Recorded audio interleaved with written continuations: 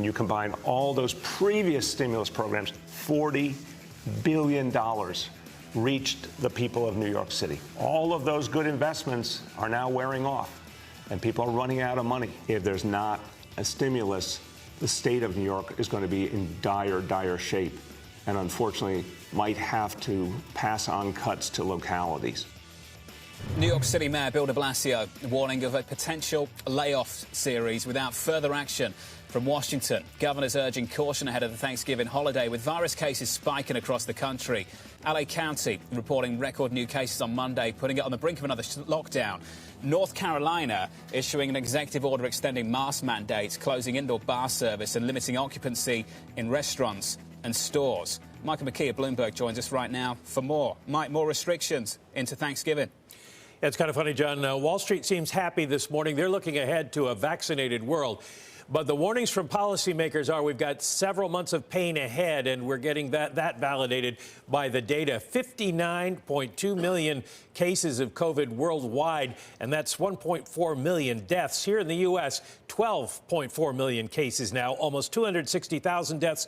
And at the current rate of increase, we'll hit 300,000 by the end of the year, the virus running unchecked. So policymakers are taking action. You mentioned Los Angeles, a 5-day average of more than 4,500 cases a day. And they said last week that's enough to bring on a lockdown. So that is likely coming there. New York has put limits on restaurants and bars in some areas, and the city does face that big budget shortfall. You heard what the mayor said about New York being in dire, dire shape. Hong Kong shutting bars, nightclubs, and bathhouses from Thursday until at least December 2nd.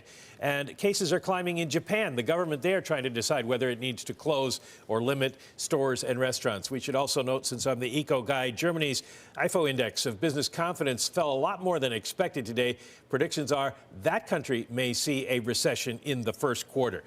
One bit of good news, bad news, and this is maybe good news for you, John, since you're in London. The Prime Minister, Boris Johnson, confirming he's going to lift the lockdown orders there and replace it with a tiered system of restrictions in different regions. England is going to chop its quarantine time for arrivals as well from high-risk countries if they take a test. On the bad side, don't expect a spike in passengers. The International Air Transport Association says the airlines around the world are going to lose $39 billion next year, more than double the forecast in June. That's on top of losing about $120 billion in the current 12 months, which is up 40% from the prior outlook. Together, the loss is 5 times what the airlines accumulated during the 2008-2009 recession. I'll just close by noting the World Health Organization says we're going to have to be putting up with this pandemic and taking steps to avoid getting the COVID virus well through next year.